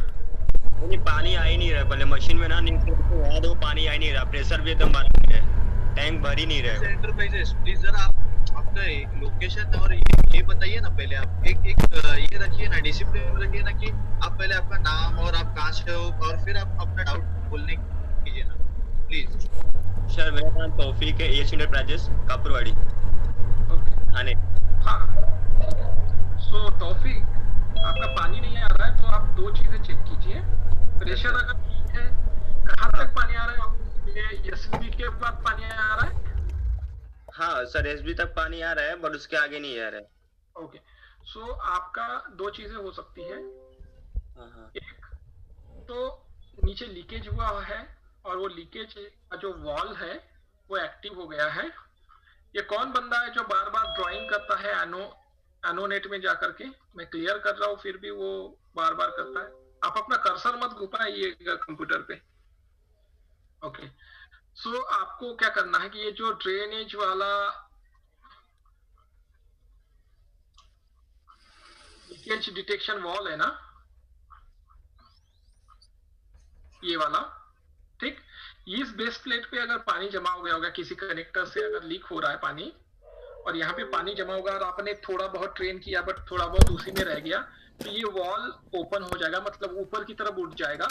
और ये इनपुट वाटर में लगा होता है, ठीक है, तो ये ऊपर की तरफ उठ जाएगा तो यहाँ से इनपुट वाटर आगे पास ही नहीं होगा, इस वॉल के बाद पास ही नहीं होगा इनपुट वाटर. तो एक तो आपको ये चेक करना है, ये वॉल अगर लीकेज है क्या वो चेक करना है. यहाँ से ये नीचे एक प्लास्टिक 3 नंबर जहाँ लिखा है वहां पे एक प्लास्टिक वॉल है रबर का, उसको निकालोगे तो सारा पानी नीचे निकल जाएगा. उसको फिर से लगा देना और स्पंज से या कपड़े से भी ट्राई कर लेना और इंश्योर करना कि किसी कनेक्टर से कोई पानी लीक ना हो रहा हो. ये पहला. अगर लीकेज वॉल नहीं है एक्टिव और फिर भी आपका पानी नहीं आ रहा है तो क्या करना, एसवी का कनेक्शन एक बार चेक कर लेना. एसवी में जो थंबनेल लगा हुआ है ना, ठीक है, व्हाइट कलर का एलपीएस का, और उसके कनेक्शन प्रॉपर है या नहीं है, ठीक है, और एसवी में वोल्टेज आ रहा है या नहीं आ रहा है. अगर वो एसवी तक 21 से 25 वोल्टेज आएगा, 24 वोल्ट मान लो, 24 वोल्ट नहीं आ रहा है मतलब एसवी काम नहीं कर रहा है आपका और एसवी ओपन नहीं हो रहा है, ठीक है. तीसरा चीज, आप प्रेशर भी चेक कर लेना. अगर प्रेशर नहीं है तो भी एसवी ओपन नहीं होगा. 3 चीजें चेक कर लेना, तीनों में से कोई ना कोई प्रॉब्लम आपका होगा, ठीक. एसवी में आप एक बार ओपन कर लेना एसवी को, उसमें कुछ पार्टिकल्स या कुछ जमा तो नहीं हुआ है, वो भी एक बार चेक कर लेना. और स्टेला में मैं सब लोगों को बताना चाहता हूँ, ओके, जहां जहां स्टेला इंस्टॉल हुआ है या इंस्टॉल कर रहे हो वहां पे एक्सटर्नल प्री फिल्टर की जगह पे पफ फिल्टर आपको इंस्टॉल करना है. प्री यूएफ फिल्टर्स जो है ना, पफ फिल्टर, वो इंस्टॉल करना है स्टेला में. और स्टेला के लिए मिनिमम प्रेशर पॉइंट्स 7 psi चाहिए होता है. अगर 7 psi से कम है तो एक्सटर्नल बूस्टर पंप लगाइए, ठीक है. तो सिर्फ आपका प्रॉब्लम सॉर्ट आउट हो जाएगा. आप ये 3 चीजें देखिए सिर्फ वहां पे. Okay, next question. Jalil bro, can you explain the drain options under that? What is the purpose of the drain hose in between on the down from that hot water tank? One big hose is there now. What is the purpose? And please explain the drain options in every 4 days or the calculation is there. Voice Balaji properly. Sorry. Can you explain me the drain option? Drain. Yeah, right. who is this person here? You are also seeing same this drawing? Yeah. No, I'm not. Yes, we can see someone is drawing on that screen. See, if you are not interested in this training now, please you can just go out, or I can remove you. Now remove now. Please be disciplined, or we will have to take action for the same. Okay.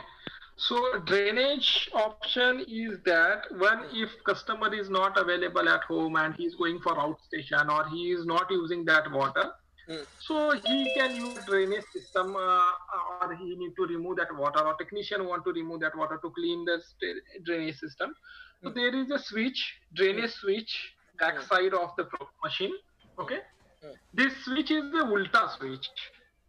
Means हमारे घर में क्या होता है कि normal नीचे दबाते हैं तो ऑन होता है फैन या लाइट, और ऊपर करते तो ऑफ होता है, बट ये यहाँ पे स्टेला में उल्टा है ये स्विच। ठीक है, नीचे है मतलब ऑफ है, ऊपर है मतलब ऑन है। और स्विच ऑन है तब कैसे पता चलेगा? तो यहाँ पे जो राइट साइड का एलईडी है ना स्क्वायर कलर का, जिसको हम सिलेक्ट करते हैं एम्बिएंट और कोल्ड के लिए, इस LED, okay, this LED will blink on off on off on off, and the to sound will come. Okay, to sound, that is means drainage is on. Okay, and that drainage, and because of that water will not coming to the tank, that tank water will go to the out. Okay, और फिर आप ये भी check कर लीजिएगा आपका drainage system on तो नहीं है, टू साउंड आ रहा है क्या वो चेक कर लेना। अगर वो आ रहा है मतलब आपका ड्रेनेज स्विच किसी ने गलती से ऑन कर दिया है। Okay, in that water will drain from that drain water line, right?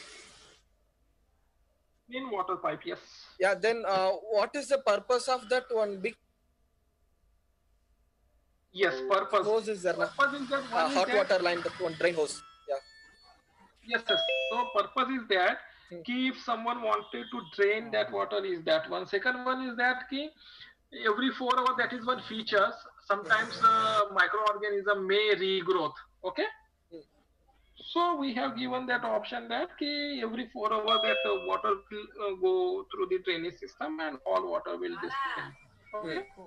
To drain, so that this microorganism may not regrow into the tank. No. I am asking that that big hose, the purpose. Every 4 hours automatically drain. Is that okay?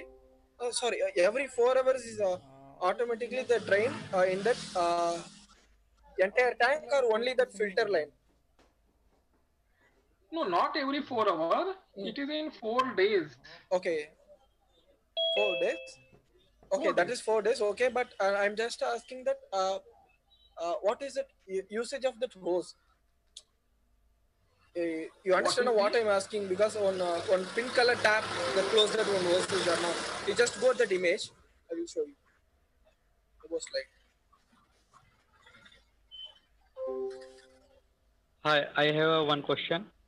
Yeah, one second. Yeah, Just a minute. This one, na? No, not this one. No, not this one. Go.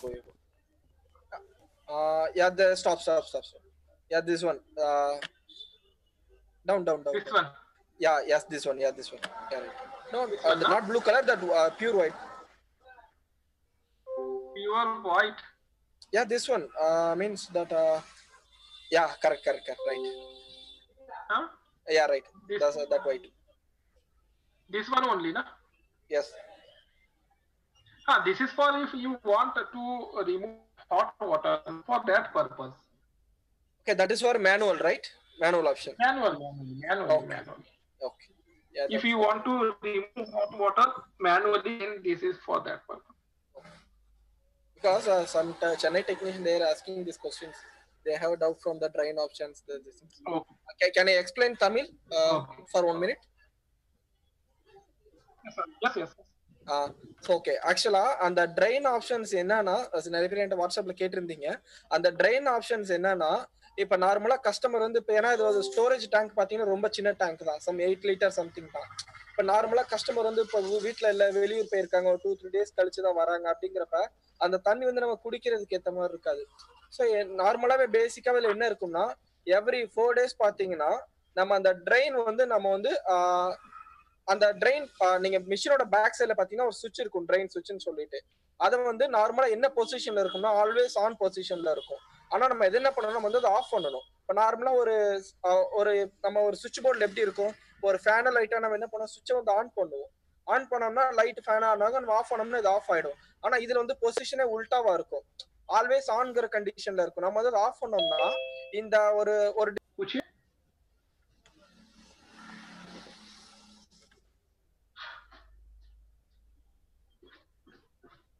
Balaji, Jatin, actually you can unmute them.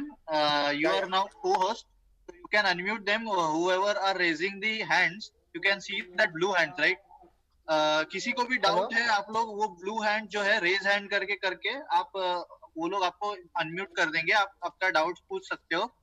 और आपके नाम जो है ना वो Realme 6 करके M1 MI A1 Oppo वगैरह वो सब पता नहीं चलेगा। एक काम कीजिए, आपका नाम रखिएगा, बेटर है, क्योंकि आप लोग चैट बॉक्स में लिख रहे हो कि मेरा ये सर्विस सेंटर है, मेरा वो सर्विस सेंटर है। प्लीज आप आपके सर्विस सेंटर को है ना बताइए कि ऐसा करे करके। ये शायद से 3 से 4 मंथ्स हो गए हम लोग ऐसे ही मीटिंग्स वगैरह कंडक्ट कर रहे हैं, स्टिल कोई भी मतलब डिसिप्लिन वे में काम नहीं कर रहा है।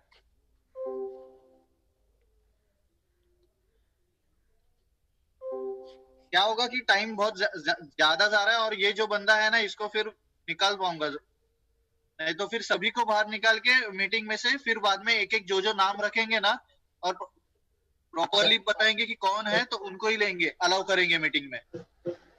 Please be serious.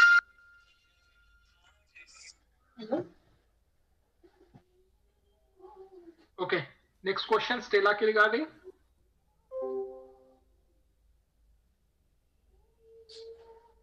स्टेला में पफ फिल्टर लगाना बहुत इंपॉर्टेंट है, ठीक है।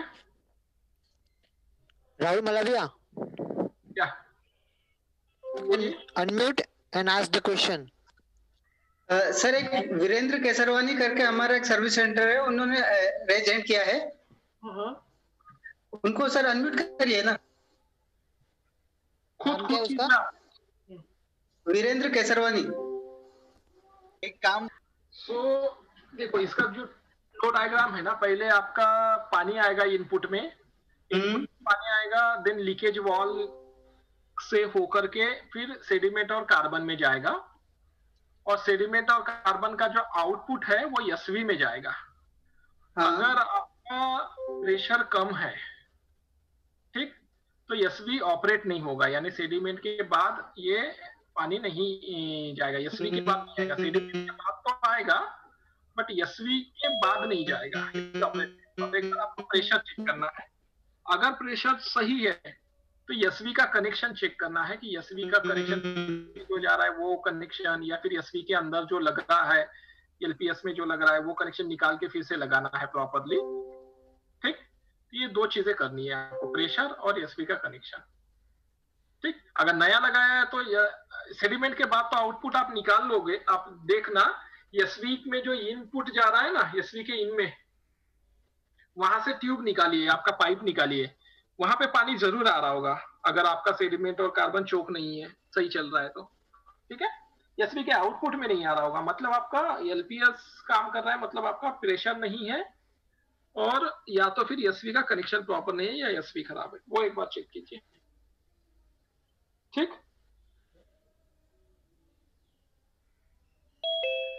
Okay, next question.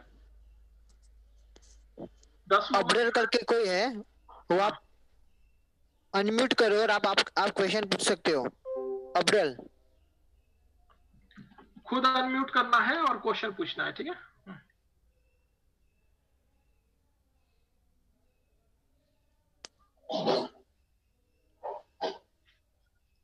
Hello Abdul,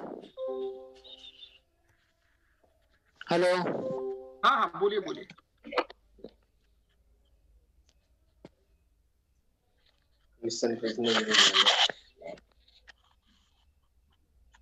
पूछिए ना अबरार। टाइम लेता इसके रिगार्डिंग मैंने जयेश सर से भी बात की थी कि मुझे कोई कंसर्न पर्सन से बात करवाई जो मुझे एग्जैक्ट टाइमिंग बताए मशीन के लिए, क्योंकि उस मशीन को फिल होने में, और ये बात लास्ट 3 to 4 मंथ की है। फिर मैंने मशीन अपने पास 1 वीक ऑलमोस्ट रखने के बाद कस्टमर को रिटर्न कर दी है, इशू रिजॉल्व नहीं हो पाया फाइनली। ओके मैंने उसके लिए सर मेम्ब्रेन जो मैंने ऑब्जर्वेशन की थी वो मैं आपसे शेयर कर रहा हूँ, देन आप मुझे गाइड कीजिएगा मुझे उसमें और क्या बेहतर हो सकता है जिससे कि रिजल्ट फाइंड आउट हो जाते। उसका सर एक बार मेम्ब्रेन जो है चेंज किया जा चुका था, पहले मेम्ब्रेन जो है खराब हुई थी तो, और मेम्ब्रेन चेंज करने के बाद कुछ दिनों तक तो ठीक चला। उसके बाद फिर जो टाइमिंग कस्टमर का इशू था कि उन्हें कोल्ड वाटर जो है रिसीव नहीं हो रहा है, तो मैंने मशीन जो वहां पर जाकर के चेक की थी, अप कंट्री का कॉल था, देन मशीन फिर हम लोग ऑफिस पे लेकर के आए हुए थे और ऑब्जर्व किए कि मशीन को जो है फिलिंग टाइमिंग सर जो है 3 से 3.5 घंटा हो रहा था, जबकि नया मेम्ब्रेन उस पर इंस्टॉल किया जा चुका था। फिल्टर्स मैंने ऑफिस पे सारे चेक किए हुए थे, इवन यहाँ तक कि मैंने बूस्टर पंप ही मंगा करके चेंज किया सर, लेकिन टाइमिंग जो है वो 2.5 से 3 घंटा ही रही। ओके सो स्टेला का जो टैंक फिलिंग टाइम है ये है 55 से तो 1 आवर, 55 मिनट से तो 1 आवर तक, ठीक है। 1 घंटे में मैक्सिमम 1 घंटे में स्टेला भर जाना चाहिए जी। 2 कारण हो सकते हैं स्टेला को टाइम लगने के। एक तो इसके जो फिल्टर्स हैं ये पार्शियली चोक हो सकते हैं। आप सिर्फ मेम्ब्रेन चेंज करोगे और कार्बन नहीं चेंज करोगे या पोस्ट कार्बन चेंज नहीं करोगे तो भी प्रॉब्लम हो सकता है, क्योंकि चेक करना है हमें 1 by 1 कि कौन सा फिल्टर चोक है। पहले तो आपका मोस्टली ये जो सेडिमेंट फिल्टर और कार्बन फिल्टर कॉम्बो फिल्टर है वो चोक हो सकता है, उसको चेक करना। उसके बाद पोस्ट कार्बन को भी चेक करना, और ऐसा 3.5 घंटा लग रहा है तो तीनों फिल्टर एक साथ चेंज करना है, ऐसा नहीं अलग अलग, ठीक है, एक ही साथ चेंज करना है तो चोक हो सकते हैं। दूसरा चीज जो आपका एसवी है ना जी सर, एसवी या किसी ट्यूबिंग में अगर कुछ जमा हुआ है पार्टिकल्स या कचरा जमा हुआ है तो भी इशू हो सकता है। तो आपको हर कंपोनेंट पे एसवी के बाद कितना फ्लो आ रहा है, पंप के बाद कितना फ्लो आ रहा है, फ्लो चेक करना है। सेडिमेंट के बाद कितना फ्लो आ रहा है, मेम्ब्रेन का आउटपुट में कितना फ्लो आ रहा है, पोस्ट कार्बन का कितना फ्लो आ रहा है, यूवी के आउटपुट में यानी जो टैंक में जा रहा है ना, नीचे से लग रहा है उसमें कितना फ्लो आ रहा है वो चेक करना है। जहां पे आपको फ्लो ड्रॉप मिला मतलब वहां पे वो कंपोनेंट आपका कुछ ना कुछ वहां पे चोक हो रखा है या कुछ ना कुछ वो कंपोनेंट फेल हो रखा है। ये एक ठीक। दूसरा चीज बूस्टर पंप अगर ठीक से प्रेशर बिल्ड नहीं कर पा रहा है तो भी ये प्रॉब्लम आ सकता है। तो बूस्टर पंप के बाद एक प्रेशर गेज लगाना बूस्टर पंप के आउटपुट में, और उस प्रेशर गेज का आउटपुट मेम्ब्रेन के इन में डालना, ठीक, और चेक करना है कि प्रेशर पानी का प्रेशर कितना हो रहा है या बूस्टर पंप कितना प्रेशर जनरेट कर पा रहा है। तो वहां पे मिनिमम आपका 60 psi मिनिमम उसने जनरेट करना चाहिए। अगर 60 psi वो जनरेट नहीं कर रहा है तो फिर वो बूस्टर पंप खराब है, ठीक। तीसरी चीज, जब आप आपके वेयरहाउस बोल रहा हूँ वर्कशॉप में लाते हो मशीन, तो वर्कशॉप में लाने के बाद डायरेक्ट पानी कनेक्ट मत करना, उसमें पफ फिल्टर पहले लगाना और फिर कनेक्ट करना। अगर आपने नए फिल्टर चेंज किए और आपके वर्कशॉप में आपने पफ फिल्टर पहले नहीं लगाया तो वही थोड़ा गंदा पानी वही फिल्टर में जाएगा और फिर से वो फिल्टर को चोक कर देगा और आप कहोगे कि फिल्टर चेंज करने के बाद भी प्रॉब्लम सॉर्ट आउट नहीं हुआ है, ठीक है। तो आप जैसे ट्रायल कर रहे हो या आपके वर्कशॉप में या आपके सर्विस सेंटर में ला करके चेक कर रहे हो, तो स्टेला में पानी लगाने से पहले पफ फिल्टर लगाइए और फिर पफ फिल्टर का पानी, एक पफ फिल्टर आपके सर्विस सेंटर पे रखिए, ठीक। हाँ सर, अवेलेबल है सर, फिल्टर के बाद ही उसको आपका जो भी सर्विसिंग है या फिर जो भी आपको एक्सपेरिमेंट करना है उसके बाद ही कीजिए, ठीक है। और आपका 3.5 घंटा लग रहा है यानी ये तो आइदर फिल्टर चोक है या ट्यूबिंग, कोई ना कोई ट्यूबिंग ब्लॉकेज है पार्शियली या कुछ ना कोई दिक्कत है, ठीक है। तो आपको 1 by 1 हर पार्ट पे चेक करना है, पहले एसवी, फिर पंप, फिर सेडिमेंट फिल्टर, फिर कार्बन फिल्टर, फिर सेडिमेंट कार्बन, फिर मेम्ब्रेन, फिर पोस्ट कार्बन, फिर यूवी, और उसके ऊपर और जहां जहां से ये ट्यूबिंग घूम रही है ना हर जगह से आपको चेक करना है। सर विदाउट पंप इनिशियली क्या प्रेशर रहना चाहिए पाइपिंग पे? विदाउट पंप तो कोई प्रेशर ही नहीं रहता है ना। नहीं, जैसे इनपुट प्रेशर जैसे कि हम बोल रहे हैं भाई कि मिनिमम 7 7 psi psi, जैसे कि आपने बताया। मैंने बताया 7 ओके, psi। हाँ 7 psi मिनिमम जो एक स्टैंडर्ड फ्लो मशीन को मिलना चाहिए विदाउट पंपिंग। यस, ठीक है सर, थैंक यू। ठीक है, तेजस मैं आपको अनम्यूट कर रहा हूँ, आप आपका क्वेश्चन पूछ सकते हो। मशीन में कौन कौन सा क्या डिफरेंस आता है, जैसे आरओ में या प्यूरिफायर में? नहीं, आपका सवाल नहीं समझ में आया। गाइडलाइन क्या कहा आपने ठीक से, एक बार बताओगे आपका? तो आप यूवी बेस्ड प्रोडक्ट लगा सकते हो, इटर्निया, मैग्नस, प्रिस्टिना एलपी, ठीक है, ये यूवी बेस्ड प्रोडक्ट लगा सकते हो। 200 से नीचे टीडीएस है तो, 200 से ऊपर टीडीएस है तो आप आरओ या आरओ प्लस यूवी या RO plus UV plus UVF product लगा सकते हो। मान लो 200 के नीचे है, 150, पौने 200, 170, 180 भी टीडीएस है और कस्टमर को आरओ ही चाहिए, तो वहां पे भी आप आरओ लगा सकते हो। बट आरओ के बाद फिर आपको उस प्रोडक्ट में आईबीटी लगाना पड़ेगा, ठीक है, कस्टमर को बताना है, तो आईबीटी का एक्स्ट्रा कॉस्टिंग रहेगा, वो आईबीटी लगाना पड़ेगा। पोस्ट कार्बन निकाल के पोस्ट कार्बन की जगह पे आईबीटी लगा देना है आपको, तब जाकर के वो प्रॉपर टीडीएस देगा आपका। क्लियर? हाँ, और एक जो हमारा जो मिनरल वाटर का जो फिल्टर आता है, मतलब जो उसमें फीचर्स दिया गया है, तो वो कोई पार्ट्स रहता है जैसे, और कोई जैसे मेम्ब्रेन आती है जैसे? हाँ, बिल्कुल। जो आईबीटी फिल्टर है अपना, उसका स्पेयर पार्ट्स है, सर्विस स्पेयर, आप उसका कंपोनेंट डालोगे, आईबीटी चाहिए, ठीक है, तो आपको डिलीवर हो जाएगा। आईबीटी के साथ साथ एक एएमआई भी है, एक्वा मिनरल इन्फ्यूजर। हाँ, वही एक्वा मिनरल इन्फ्यूजर का भी पार्ट कोड है, अगर वो चाहिए तो वो भी मिलेगा। बट अगर लो टीडीएस पे आपने आरओ लगाया है तो एएमआई मत लगाइए, आईबीटी लगाइए आप। आईबीटी अच्छा रिजल्ट देगा आपको, एएमआई उतना अच्छा नहीं देगा। जैसे एएमआई 5-10 टीडीएस बढ़ाता है, आईबीटी 20-25 बढ़ाता है, ठीक है, तो आईबीटी बेटर है आपके लिए। अच्छा सर, मुझे कस्टमर पूछते हैं जैसे कि मिनरल वाटर रहता है तो उसमें और नॉर्मल जो हम यूज करते हैं यूवी या आरओ वगैरह, तो उसमें और इसमें क्या डिफरेंट रहता है? एएमआई में और आईबीटी में? हाँ, एएमआई आईबीटी ठीक है, लेकिन जो यूवी नॉर्मल हम जैसे एएमआई आईबीटी नहीं है, हाँ, और उन दोनों में क्या डिफरेंट है? मतलब जैसे कि एएमआई हम लगाए तो उसमें क्या बेनिफिट हम कस्टमर को दे सकते हैं? ओके, क्या डिफरेंस दे सकते हैं? यूवी में तो जो यूवी प्रोडक्ट है ना, ओनली यूवी, उसमें एएमआई या आईबीटी लगाने का जरूरत नहीं है, क्योंकि जो हमारा इटर्निया है या प्रिस्टिना है या मैग्नस है या प्रिस्टिना एलपी है, इसमें एएमआई या ये आपका आईबीटी लगाने का जरूरत नहीं, क्योंकि इनपुट वाटर जितना है उतना ही आउटपुट रहेगा, टीडीएस कम नहीं होगा, ठीक है। एएमआई और आईबीटी सिर्फ आरओ प्रोडक्ट के आरओ प्लस यूवी में लगाने का जरूरत है। तो एएमआई को हम एएमआई या आईबीटी लगाने के बाद कस्टमर कभी पूछता है कि कैसे पता चले मुझे कि ये काम कर रहा है या नहीं कर रहा है, तो हम क्या करेंगे, आरओ के बाद का जो मेम्ब्रेन के बाद का जो वाटर है, आउटपुट वाटर, वो एक ग्लास में कनेक्ट करना है। कलेक्ट करने के बाद उसका टीडीएस चेक करके कस्टमर को बताना है, और फिर आईबीटी या एएमआई के बाद का पानी कलेक्ट करके उसका टीडीएस बताना है।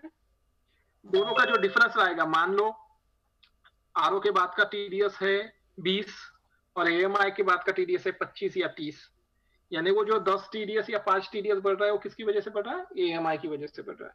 सिमिलरली आईबीटी, ठीक है, इस तरह से आप कस्टमर को बता सकते हो। आईबीटी और एएमआई क्या करेगा, टीडीएस को बढ़ाएगा, मिनरल ऐड करेगा, पीएच बढ़ाएगा, ठीक है, एंटीऑक्सीडेंट करेगा आईबीटी, ओआरपी कम करेगा, ये सारे फायदे हैं आईबीटी के। ओके सर, तो अभी सर हमारा जो ट्रेनिंग तो होने वाला था लेकिन अभी तक हुआ नहीं है आरओ के रिगार्डिंग, तो वो आप करवा सकते हो मार्केटिंग पे?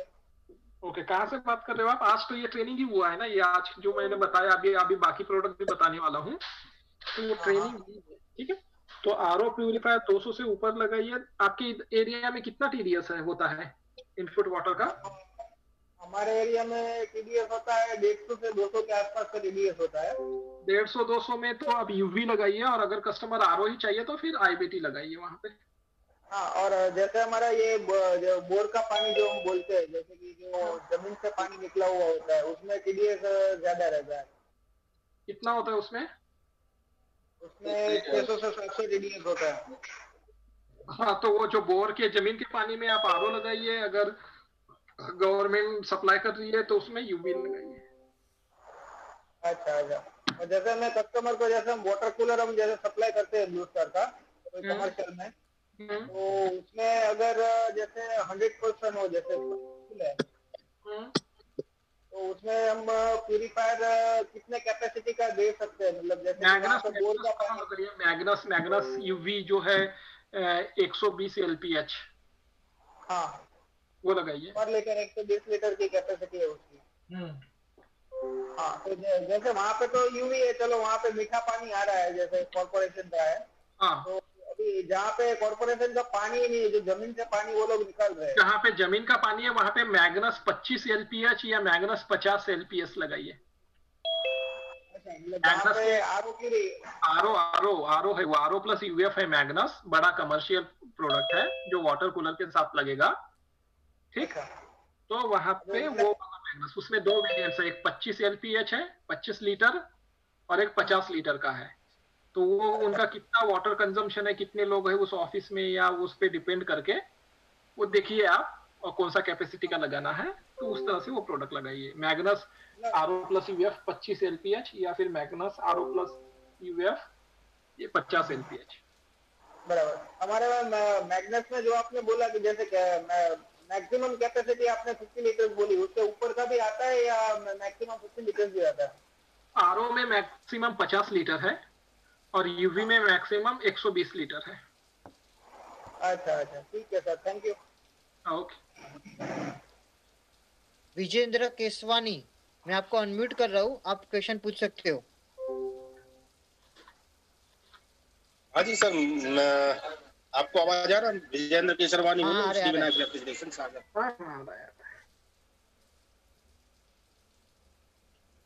हेलो, हाँ बोलो ना।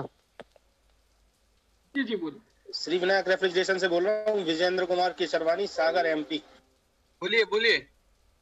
जी बोलिए, आपका सवाल पूछिए। सर एक स्टेला मशीन है, उसमें क्या हो रहा है कि प्री कार्बन फिल्टर के बाद पानी नहीं आ रहा है, जबकि अपन ने प्री कार्बन फिल्टर चेंज भी कर दिया। उसके पहले तो प्रेशर भी बढ़िया है, सब कुछ सही है, और एक प्री कार्बन फिल्टर के पहले अपना 30 सेकंड में 1 लीटर पानी आ रहा है, और उसके बाद आ रहा है 1 मिनट में 150 ml।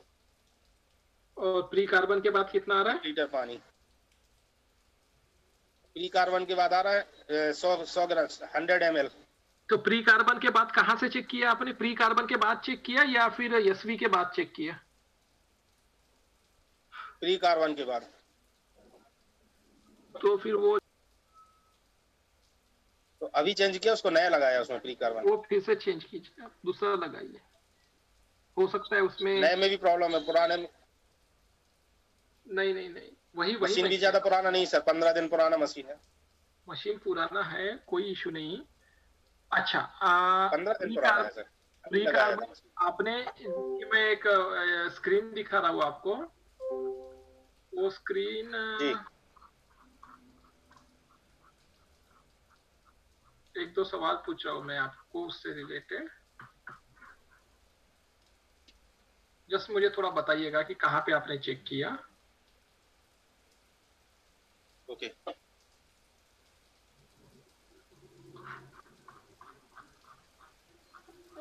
हाँ, ये देखिए, ये प्री कार्बन है, ठीक है। इस प्री कार्बन से पहले यानी आपके यहाँ पे आपने चेक किया। हेलो विजेंद्र जी। हाँ जी, ये बीच वाला जो मिडिल, ये मिडल यहाँ पे जी इसका जो इनपुट है, इनमें जो इसमें जो पानी जा रहा है वहां पे ये पहला फिल्टर या बीच वाला फिल्टर पे चेक कर रहे हैं? बीच वाला फिल्टर पे। बीच वाला फिल्टर मेम्ब्रेन है, आरओ मेम्ब्रेन है, उसका उतना ही फ्लो रहेगा 150 से 200। एक सेकंड सर, मैं बता रहा हूँ, 1 सेकंड में बता रहा हूँ। ये प्री कार्बन फिल्टर पहले वाला फिल्टर है सर। एक वाला फिल्टर है ना।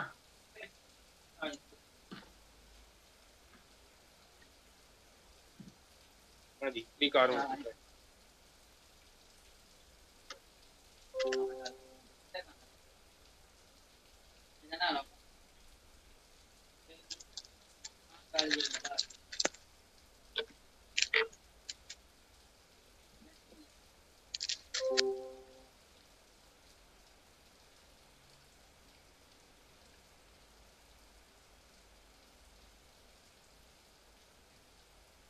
हो गया। जलील भाई आगे बढ़ो आप। हाँ आपकी आवाज नहीं आई सर, अभी आई है आवाज थोड़ी सी बाकी। अब ये विजेंद्र जी आपको आवाज आ रही है? इसका तो कोई सॉल्यूशन मिला नहीं मेरे को। हाँ मैं बता रहा हूँ सोल्यूशन आपको। आपने क्या किया? अभी आई है सर। हाँ आवाज आ रही है ना, ओके। ये जो पहला फिल्टर है यहाँ पे चेक कर रहे हो ना कि दूसरे फिल्टर पे चेक कर रहे हो? अरे सर इनपुट का वाटर आ रहा है, ट्री कार्बन लिखा हुआ है उसमें फिल्टर के अंदर, ट्री कार्बन। हाँ। Dirt and organic chemical removal. हाँ। उसके इनपुट पे पानी आ रहा है, अच्छा खासा पानी आ रहा है। उसके बाद पानी नहीं आ रहा है, उसको नया डाल दिया उसके बावजूद। वही मैं पूछ रहा हूँ, जस्ट मेरा दो सवाल है आपसे। ये जो फिल्टर लगाने के बाद ये इसका आउटपुट यहाँ पे मेरा कर्सर दिख रहा है, स्क्रीन दिख रहा है आपको? आप मोबाइल पे कनेक्टेड हो या कंप्यूटर पे, लैपटॉप पे? मोबाइल पे कनेक्टेड हूँ। उसको आड़ा कीजिए, मोबाइल को फुल स्क्रीन कीजिए, आड़ा करके फुल स्क्रीन कीजिए, ठीक है? तो मेरा स्क्रीन दिख रहा है ना, एक स्टेला का फोटो दिख रहा है ना आपको स्क्रीन पे? आप क्या कीजिए, थोड़ा जूम कीजिए ना उसको। कर लिया दिख रहा है, प्रीमियम लिखा हुआ है। दिख रहा है ना, ठीक है कोई बात नहीं। मेरे फिल्टर में लगा है। ठीक है। अब